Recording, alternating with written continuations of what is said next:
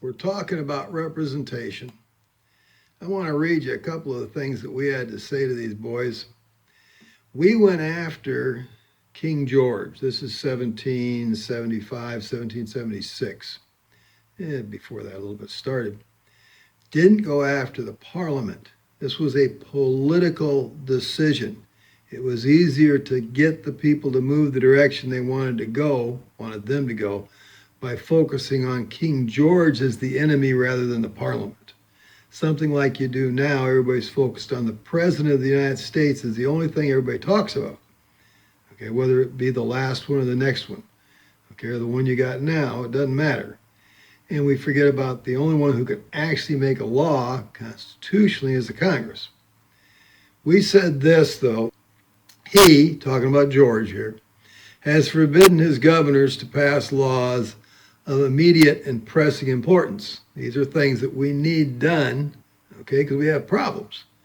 Unless suspended in their operation till his assent should be obtained. In other words, no, you can't do that until I approve it.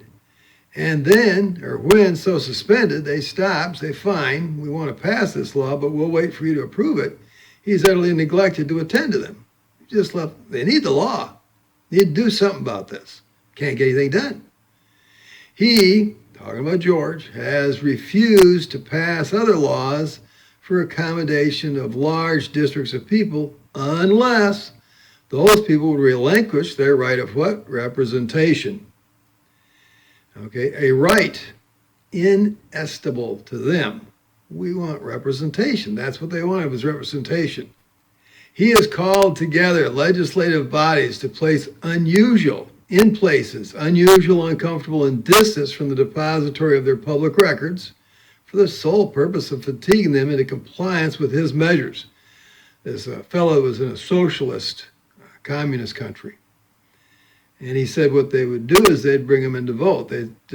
You're the representative for your local area. Great, we're all got representation. And then they'd get him someplace miles away from home. You couldn't go home overnight, couldn't go home on 3 nights, And then they'd bring him out and they'd say, we're going to vote on this. And they'd vote. And they'd say, well, that vote's no good. We're going to have to talk about it some more and then we're going to have to vote again. And they'd just keep doing that. And he said they'd do it over and over. He knew he talked to everybody. They were all on the same page. But no, these guys had something they wanted. They're going to get what they wanted.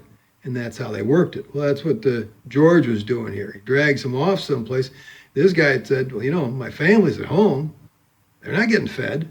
I'm the one that feeds them, And with me gone, not working. So I'm here trying to be the representative, and they're just dragging this thing out. Well, sooner or later, you know what happens? You do what they want.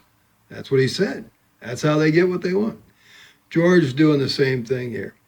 He has dissolved representative houses. George did this for opposing with manly firmness his invasion of the rights of the people.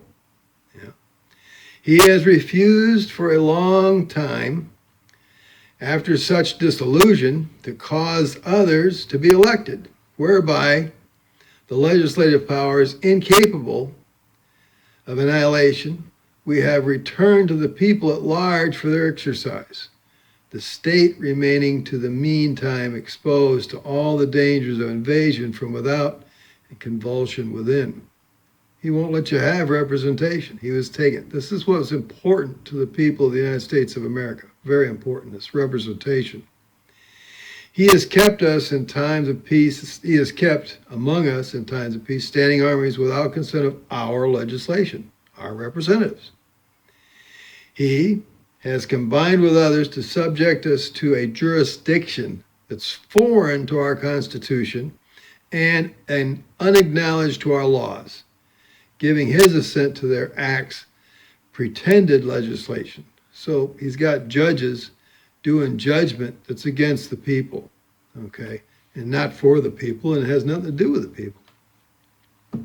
For suspending our own legislation and declaring themselves invested with power to legislate for us in all cases whatsoever.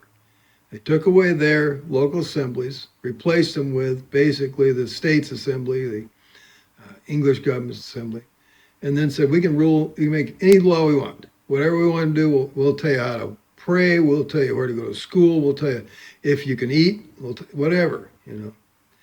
Nor have we been wanting in attentions to our British brethren. We did our job here. We have warned them time and time of the attempts of their legislature to extend the unwarrantable jurisdiction over us. This is what they wrote, okay? At the time of the ratification of our Constitution, the people were very interested in representation, and yet we don't have it anymore. We don't even have a good lottery. This is a problem. Hopefully this helps.